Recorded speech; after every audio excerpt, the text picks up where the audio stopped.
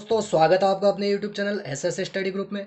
हमारा टॉपिक चल रहा था अधिगम, और अधिगम के अंतर्गत हमारा टॉपिक था अधिगम के प्रकार। और अधिगम के प्रकार के अंदर आज हम पढ़ेंगे रॉबर्ट गेने का अधिगम सोपानी सिद्धांत, या रॉबर्ट गेने के अनुसार अधिगम के प्रकार।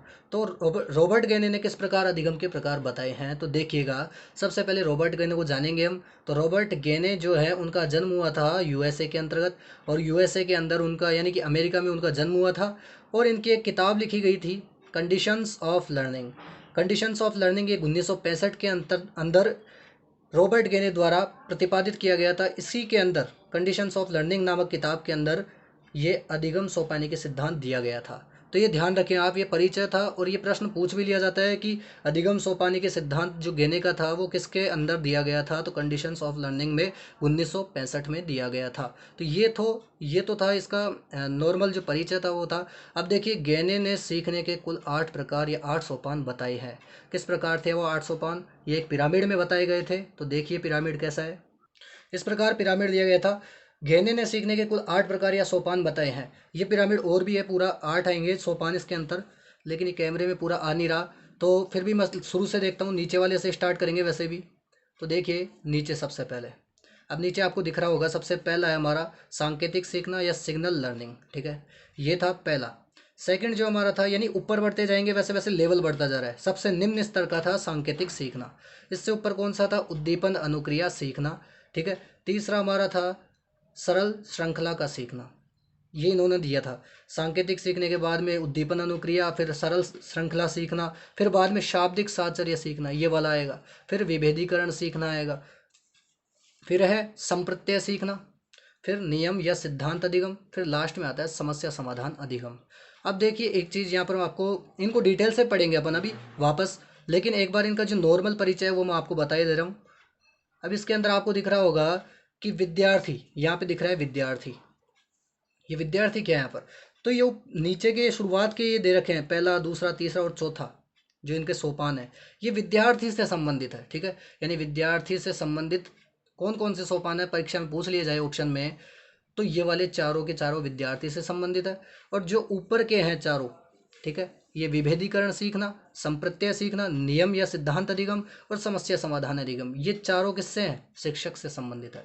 तो इतनी बात समझ में आई आप लोगों को। अब एक और चीज़ इसके अंदर से प्रश्न बन के आता है, मैंने पूरे पिरामिड के अंदर दे रखा है, और आप पीडीएफ में देख लीजिएगा, पीडीएफ में पूरा आपको दिख जाएगा। अब देखिए यहाँ पर स्मृति स्तर शिक्षण, इसके अंदर आपको ये शुरुआत के 3 है, सांकेतिक सीखना, उद्दीपन अनुक्रिया और सरल श्रृंखला का सीखना। ये तीनों स्मृति स्तर का शिक्षण है। ठीक है, यानी कि यहाँ पे याद करने की चीज़ आती है, रटने वाली चीज़ आ गई। ठीक है, दिमाग से संबंधित आ गई। अब देखिए आगे क्या है, बोध स्तर। बोध का मतलब कितना उसने ग्रहण किया, कितना उसने बोध किया। तो शाब्दिक साहचर्य सीखना इसी के अंतर्गत आता है, बोध में, बोध स्तर में। विभेदीकरण सीखना ये भी बोध स्तर में आता है, और संप्रत्यय सीखना बोध स्तर में आ जाएगा। अब तीसरा जो लास्ट है इसका, तीसरा स्तर जो बताया गया है, चिंतन स्तर। चिंतन स्तर शिक्षण है, इसके अंतर्गत आएगा नियम या सिद्धांत अधिगम और समस्या समाधान अधिगम। ये था इसका पिरामिड। अभी इसकी पीडीएफ आपको मिल जाएगी वैसे। ठीक है, तो आप इसको अभी समझ लीजिएगा, साथ के साथ अब इनको मैं डिटेल से समझाऊंगा सभी टॉपिक को। जैसे सांकेतिक सीखना है तो इसको पूरा समझाएंगे, इसके अंदर क्या क्या होता है। ठीक है, तो देखिए दोस्तों, अब स्टार्ट करते हैं इनका वर्णन। तो देखिए दोस्तों, पहला जो हमारा है सांकेतिक सीखना, इसके अंतर्गत क्या आएगा? अब देखिए इसके अंदर है सबसे निम्न स्तर का अधिगम। तो मैंने बताया था अभी पिरामिड के अंदर, देख लीजिएगा आप वापस कि इसके अंदर सबसे नीचे का अधिगम कौन सा है? सांकेतिक सीखना, यानी पिरामिड में सबसे नीचे आ रहा है। तो पिरामिड में सबसे नीचे आ रहा है तो निम्न स्तर का यही होगा, सबसे निम्न स्तर का अधिगम। तो इतनी बात समझ में आई। अब दूसरा देखिए कि सांकेतिक सीखने के अंदर क्या क्या बातें आती है। पावलोव के शास्त्रीय अनुबंधन के सिद्धांत पर आधारित है ये। पावलोव का जो शास्त्रीय अनुबंधन का सिद्धांत है, इसको हम बाद में पढ़ेंगे, पूरे डिटेल से पढ़ेंगे इसको। ये अधिगम के सिद्धांत पूरे डिटेल से और बिल्कुल अच्छी तरह से समझाऊंगा आप लोगों को मैं। पावलोव के शास्त्रीय अनुबंधन का सिद्धांत के अनुसार ही ये कार्य करता है सांकेतिक सीखना। ठीक है, ये चीज़ समझ में आ गई। अब देखिए आगे, स्वाभाविक क्रियाएं इसी में आती है। स्वाभाविक क्रियाएं कैसे? कि भोजन दिखने पर मुंह से पानी आ रहा है। ठीक है, ये स्वाभाविक क्रिया आ गई।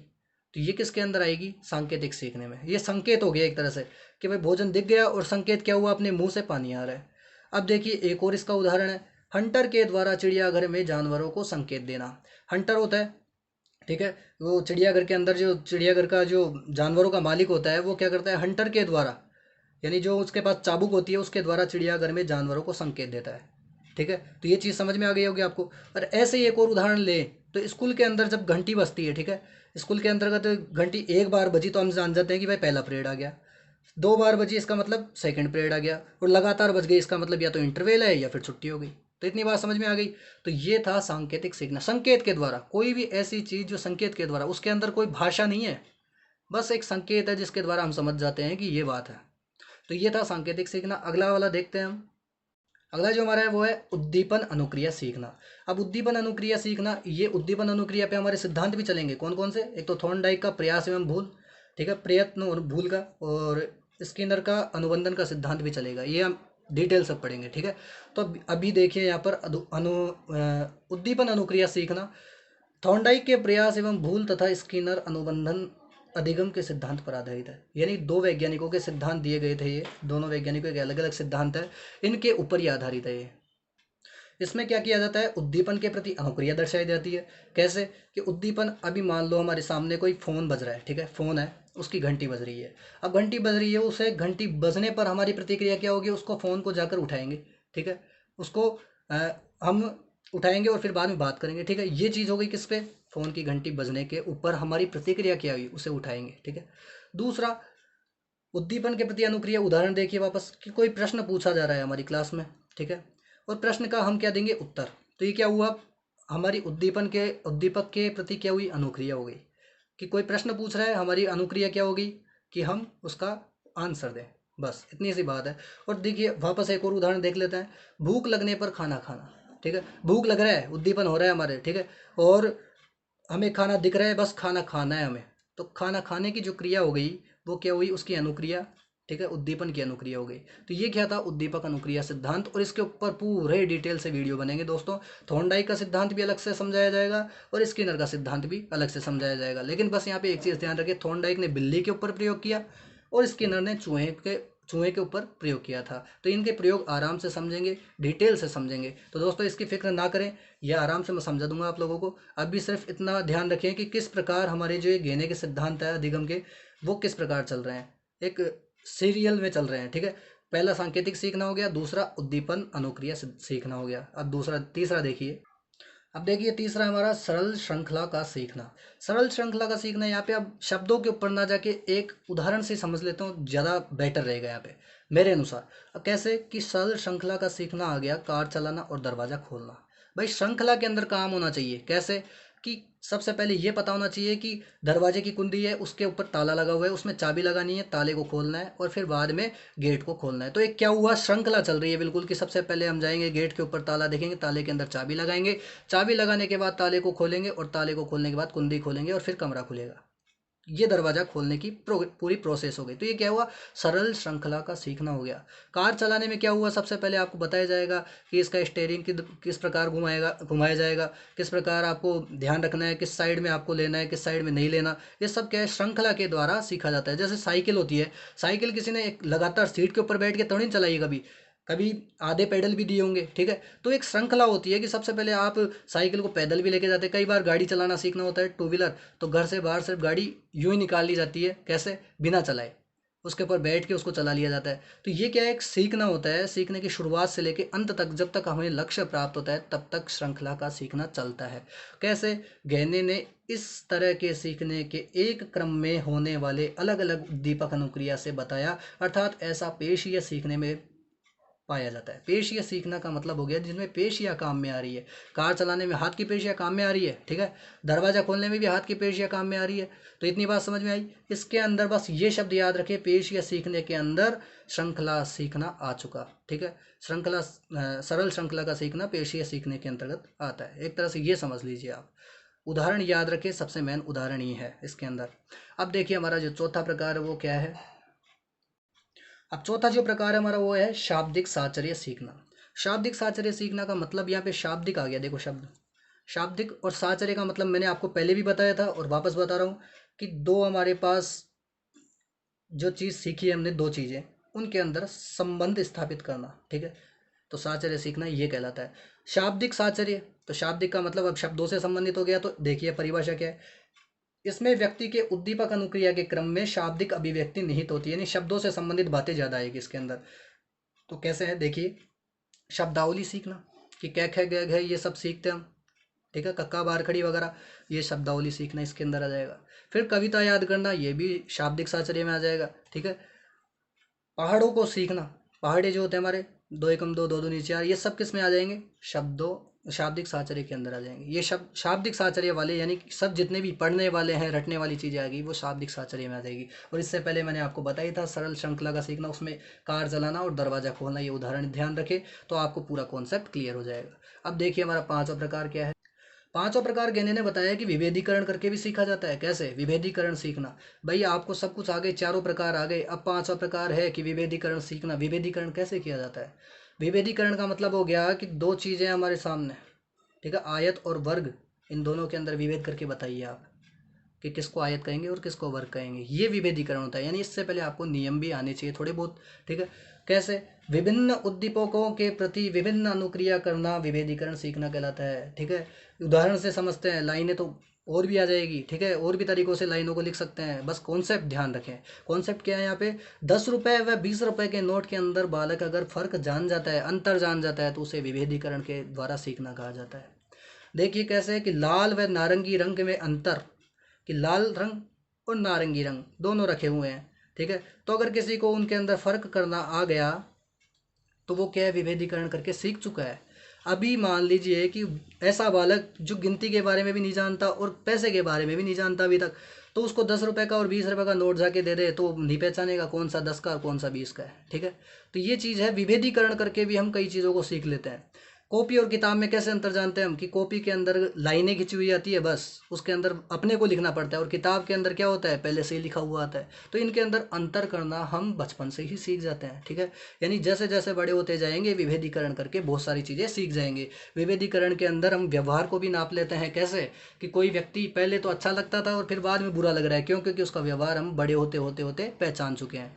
तो ये चीज़ क्या है, विभेदीकरण करके सीखने में आती है। अब देखिए हमारा जो छठा प्रकार है वो क्या है।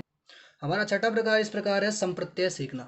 अब संप्रत्यय का मतलब क्या हुआ, संप्रत्यय का मतलब किसी चीज का अर्थ और शाब्दिक अर्थ पूरा जान जाना, ठीक है, किसी चीज का विशेष अर्थ, ठीक है, या शाब्दिक अर्थ जान जाना। वस्तुओं के सामान्य गुणों के आधार पर उनमें निहित किसी विशेष अर्थ को सीखना, ठीक है, ये क्या कहलाता है, संप्रत्यय सीखना। इसमें बालक को प्रत्यक्ष रूप से विचारों की जानकारी देनी चाहिए, यानी प्रत्यक्ष रूप से उसको जितने भी विचार हैं वो सब जानकारी दे देनी चाहिए, जानकारी छुपानी नहीं चाहिए इसके अंतर्गत। यानी प्रत्यक्ष रूप से मतलब हो गया कि सामने बताओ आप जितना बताना है, उसको बाद में बताने के लिए नहीं कि बाद में इसका प्रयोग किया जाएगा ना, आप पहले ही उसके बारे में बता दीजिए। जैसे गाय भैंस खरगोश, ये सब क्या है, पालतू जानवर। बच्चा समझ जाएगा एक दिन कि वो पालतू जानवरों की बात कर रहे थे, गाय भैंस खरगोश, और ये सब शाकाहारी थे, ठीक है। फिर शेर चीता सियार, ये सब क्या थे, जंगली जानवर और मांसाहारी थे। तो ये चीज़ें बच्चा आगे आगे चलते चलते और व्यवहार के अंदर परिवर्तन अधिगम करेगा, जैसे जैसे इनके अंदर संप्रत्यय सीख जाएगा इनके, यानी एक परिभाषा बना लेगा। परिभाषा क्या मतलब, एक उनका विशेष अर्थ जान जाएगा कि हाँ इन तीनों के अंदर ये चीज़ कॉमन आ रही है, इन तीनों में ये चीज़ कॉमन आ रही है, तो ये कॉमन निकालना सीख जाएगा, संप्रत्यय सीख जाएगा उनका, ठीक है। अब देखिए जो हमारा अगला प्रकार है वो क्या है। अब देखिए जो हमारा सातवां है वो है नियम या सिद्धांत अधिगम।